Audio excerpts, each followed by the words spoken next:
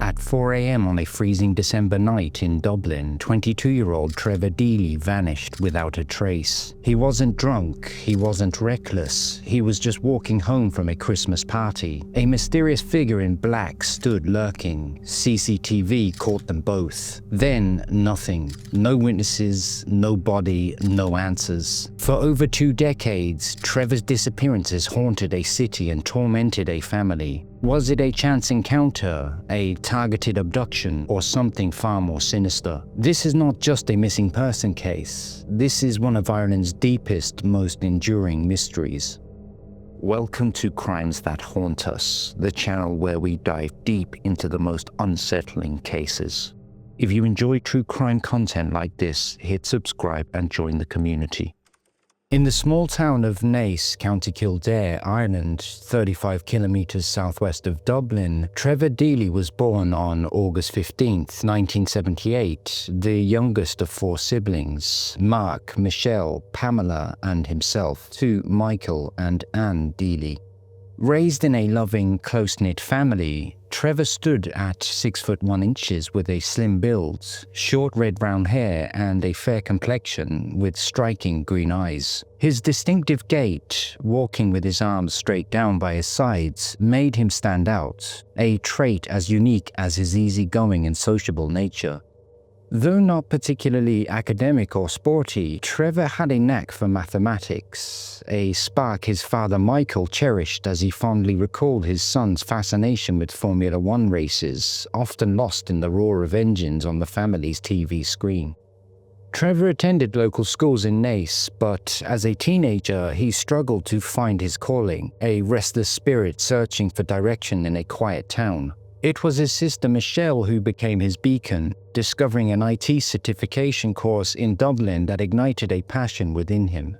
In May 1999, Trevor's talent earned him 3 job offers, and after consulting his father, he accepted a role in the IT department at Bank of Ireland Asset Management on Leeson Street, Dublin.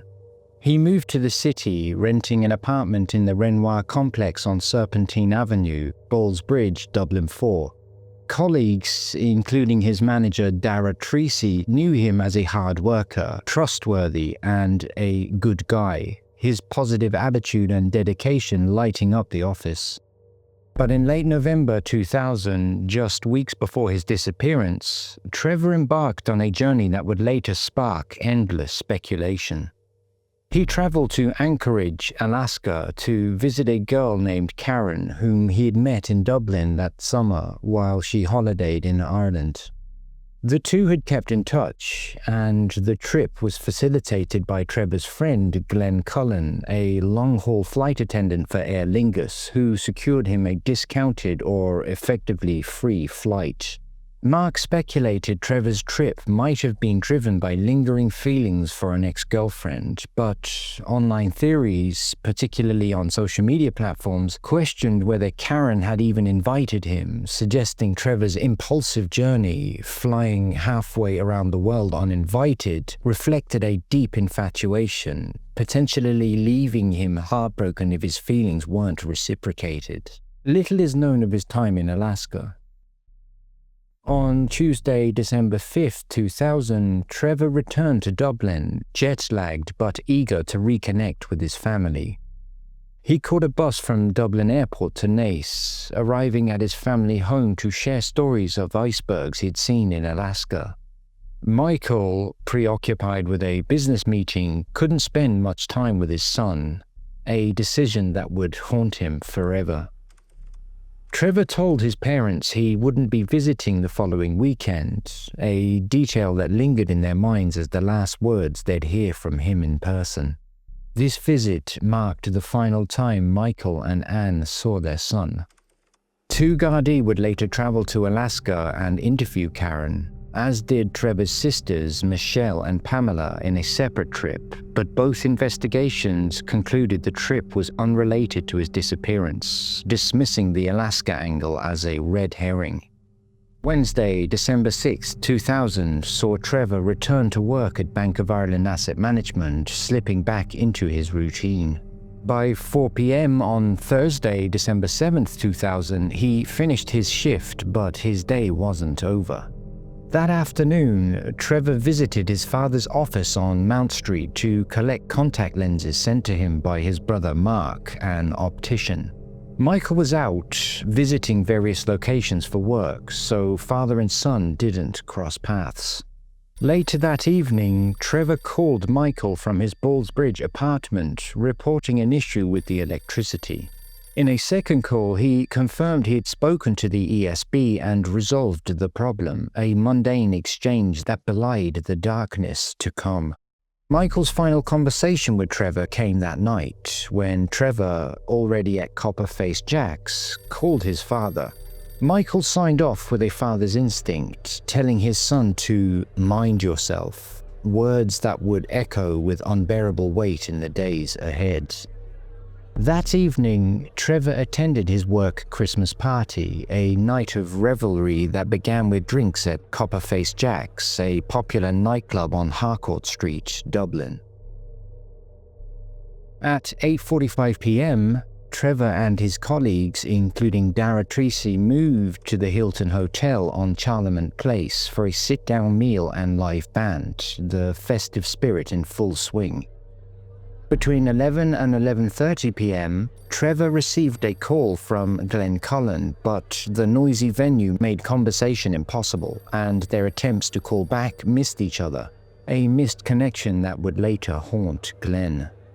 By 2 a.m., after the formal event, Trevor, Dara, and a few others continued the night at Buck Whaleys Nightclub on Lower Leeson Street, a short walk away. But the night was marred by a severe storm, with gusts reaching 60 to 70 miles per hour and a taxi strike in Dublin, forcing partygoers, including Trevor, to navigate the city on foot through the howling wind and rain. At 3:25 a.m. on December 8, 2000, Trevor left Buck Whaleys, beginning the 2.5-kilometer trek to his apartment in Ballsbridge. Around 3:35 a.m., 10 minutes into his journey, he reached his office at Bank of Ireland Asset Management on Fitzwilliam Place, Dublin 2. CCTV footage captured him at the rear gates, where he called security to be let in. A security guard named Peter, who had just removed the chains for an internal post delivery, opened the gate, and Trevor thanked him, a fleeting moment of normalcy. But the footage revealed a chilling detail. A man dressed entirely in black, his face obscured, had been waiting outside the gates for 30 minutes.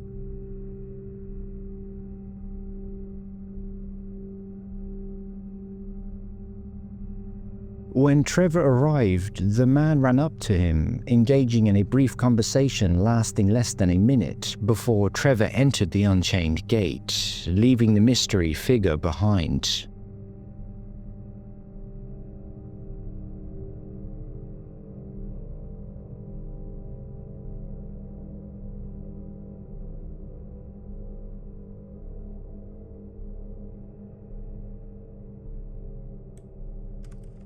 At 3:36 a.m. inside the office, Trevor encountered his colleague Carl Pender working the night shift and asked if he had time for a cup of tea. Pender, busy with a task, asked Trevor to wait.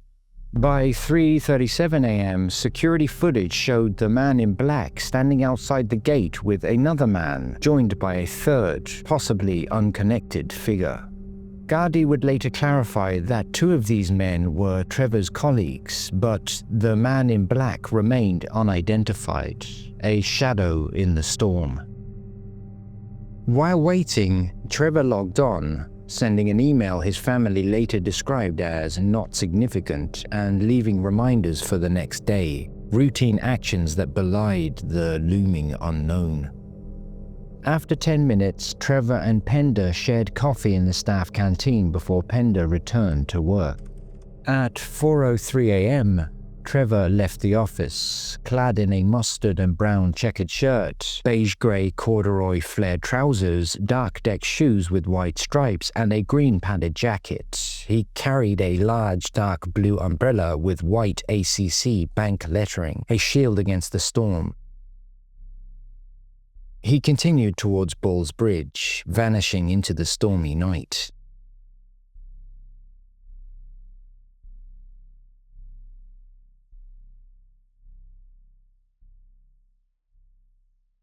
At 4 a.m, Trevor left a voicemail for Glen Cullen in Naas, his voice steady as he said, "Hi Glen, I've missed you there, just on my way home, all going good, I'll talk to you tomorrow," or words to that effect.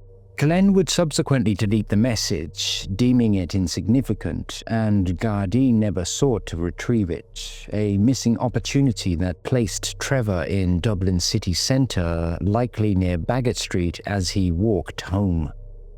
Glen and another friend, Conor Loonan, had arranged to meet Trevor the following evening at Thomas Fletcher's pub in Naas, but Michael Deely recalled Trevor mentioning on December 5th that he planned to stay in Dublin that weekend for Christmas shopping, a discrepancy that would soon haunt the investigation. The final confirmed sighting of Trevor came at 4:14 a.m, captured on CCTV outside a bank on Haddington Road, now a Milano's Pizza, his route aligning with a return to Ball's Bridge. The footage showed Trevor, umbrella in hand, walking alone.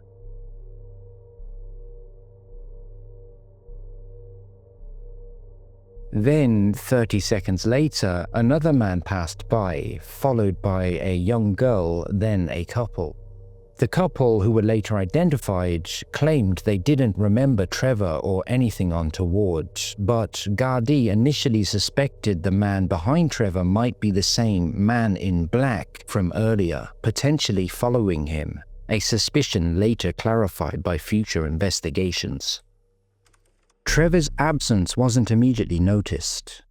His flatmates at the Renoir complex were away for the weekend, and when he failed to show up for work at 9:30 a.m. on Friday, December 8th, colleagues at Bank of Ireland assumed he was nursing a hangover from the party. No action was taken. Over that weekend between 9th and 10th of December, no contact was made by Michael, Anne, Mark, or Pamela. Michael later reflected, "I wouldn't be ringing him to find out how he was because he should have been working the next day." Michelle, then working in London, called Trevor's mobile probably 4 times over the weekend, unaware he was missing, believing it rang before eventually going dead, a detail that would fuel theories. It remains unclear whether Glen Cullen or Conor Loonan tried to reach Trevor when he didn't appear at Thomas Fletcher's pub in Naas on Saturday night as planned. It wasn't until Monday, December 11th, 2000, when Trevor failed to show up for work again, that alarm bells rang. A colleague alerted Human Resources, who contacted Trevor's parents in Naas. Anne called Michael in Dublin and Mark in Castlebar, County Mayo, over 200 kilometers away. Mark, leaving his pregnant wife behind, raced to Dublin, scouring Trevor's neighborhood, checking alleyways, garbage bins, and speaking to local security guards and business employees, but he found nothing. That evening, the Deely family, accompanied by Glen Cullen and other friends, reported Trevor missing at the Garda station in Naas, their worlds unraveling. By Tuesday, December 12, 2000, a desperate search began. The Deely family and friends retraced Trevor's route home, while a Garda sub-aqua team searched the Grand Canal and River Dodder. From December 2000 to January 2001, searches continued, organized by Mark, who didn't return to work until after Christmas, and Michael, who took 6 months off, consumed by grief. A massive effort unfolded. Gardaí, family and friends distributed flyers and missing person posters across Dublin, featuring Trevor's photo, his reddish blonde hair, height and last seen clothing, a yellow and blue shirt, stonewashed jeans and tan jacket. Dozens of night workers and partygoers were interviewed, but no solid leads emerged. The area around Baggot Street Bridge, typically bustling in 2000, was eerily quiet that night, the storm and taxi strike reducing foot traffic and potential witnesses. Initial theories pointed to an accident. Michelle's belief that Trevor's phone rang out over the weekend contradicted Dr. Philip Perry, a senior research fellow at Dublin City University, who noted a year 2000 phone would go dead within seconds if submerged in water, fueling speculation Trevor might have fallen into the Grand Canal or River Dodder. Yet extensive searches of these waterways found no trace of him or his belongings. The man in black on the CCTV footage became a focal point. His prolonged presence outside the office and brief conversation with Trevor raising suspicions. The man seen walking behind Trevor on Haddington Road 30 seconds later was also a person of interest, initially thought to be the same individual, but no identification was made, and the lack of forensic evidence, no body, no belongings, stymied progress.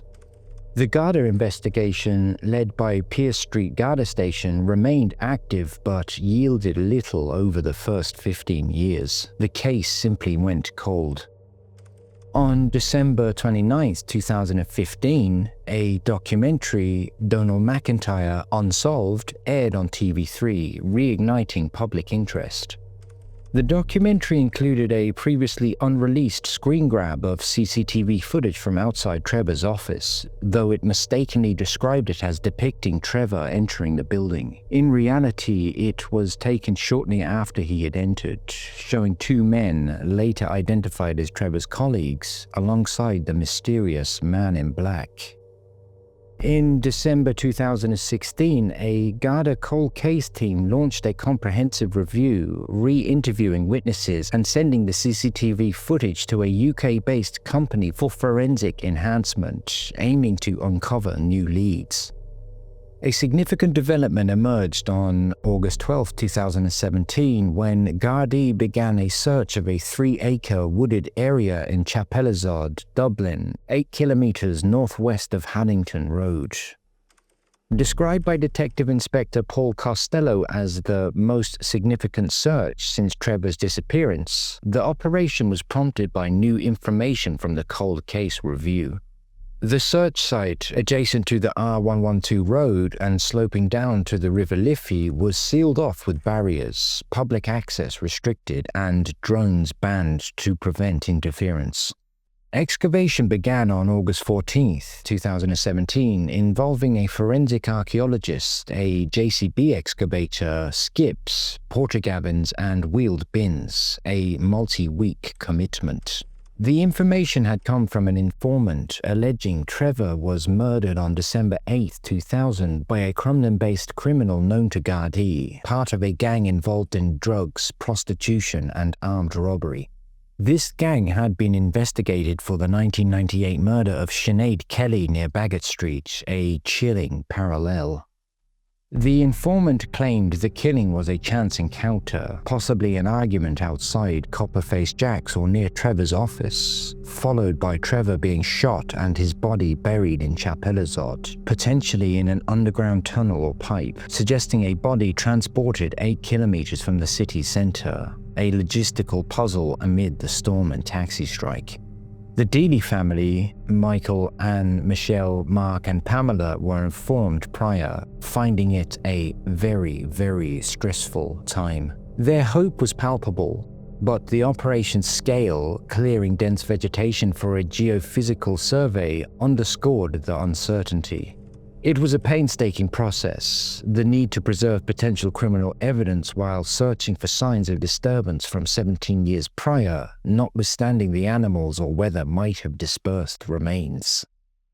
On August 16, 2017, a gun was uncovered, sending shockwaves through the investigation.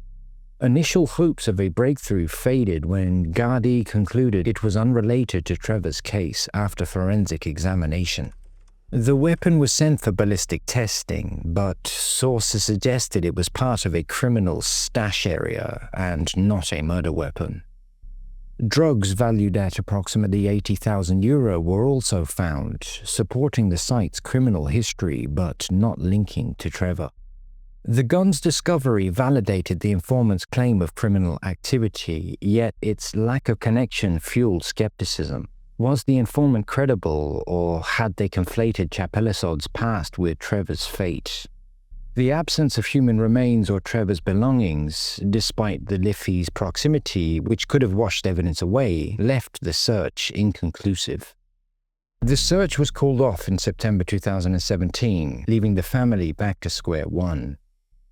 On December 8, 2018, marking the 18th anniversary, the Deely family renewed their appeal, focusing on advances in DNA technology. They met with Forensic Science Ireland to explore the national DNA database, hoping to match unidentified remains to Trevor.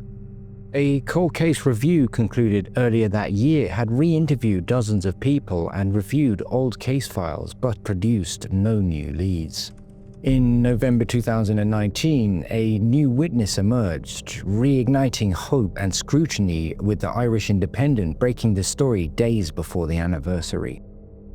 The witness provided information supporting the Gardaí's theory that Trevor was murdered after an altercation with a criminal gang near Hannington Road after 4:14 a.m. on December 8, 2000. The witness corroborated the involvement of a known criminal, likely from the Crumlin-based gang linked to the 1998 Sinead Kelly murder, their account deemed highly significant by a senior Garda source. He suggested first-hand observation or an overheard confession or knowledge of the criminal's movements. Unlike the 2017 Chapelizod informant who alleged a shooting and a burial in an underground pipe, the 2019 witness didn't specify the manner of death or disposal site, focusing on the encounter itself. A shift raising questions about whether this was a new individual or someone refining earlier testimony, possibly motivated by the €100,000 Crime Stoppers reward active since April 2017.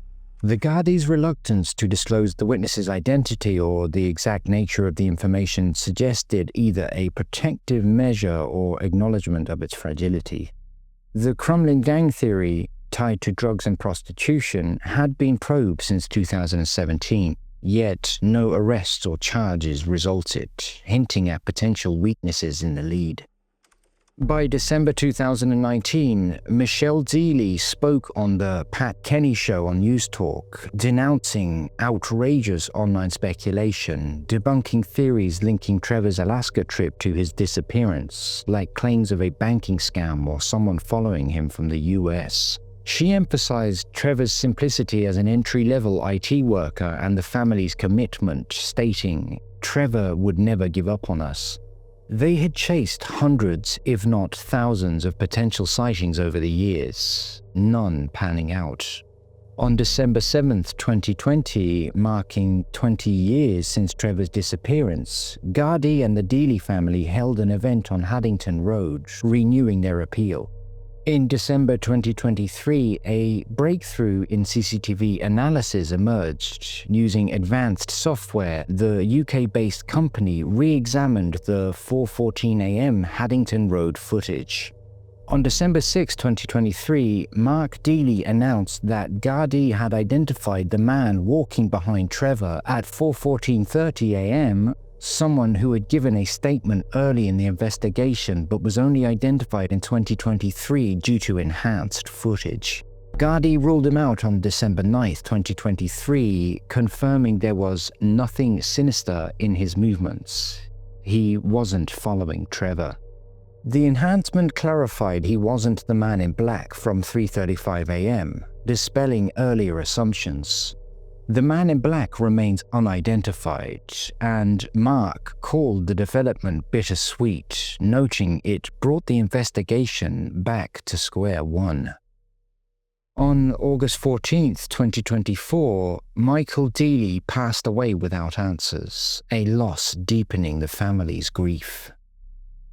Theories swirl around Trevor's fate. Early speculation suggested an accidental death, falling into the Grand Canal or River Dodder, given the storm and its proximity to water. But Michelle's belief his phone rang days later contradicts this. As Dr. Philip Perry noted, a year 2000 phone would die quickly if submerged, and waterway searchers found nothing. The 2017 and 2019 informant tips pointed to murder by a Crumlin-based criminal gang involved in drugs and prostitution, positing a chance encounter, possibly an argument, with Trevor buried in Chapelizod. Though the 2017 search yielded no evidence, the theory persists, bolstered by the 2019 witness. The unidentified man in black at 3:35 a.m. remains a lingering mystery. While the Hannington Road man was ruled out, the man in black could still be involved, though no evidence links him to a crime.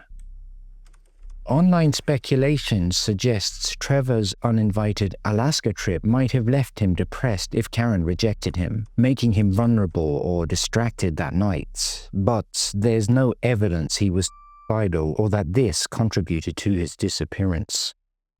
Finally, some believe Trevor encountered a random opportunistic assailant in Dublin's urban night, his body and belongings disposed of with chilling efficiency.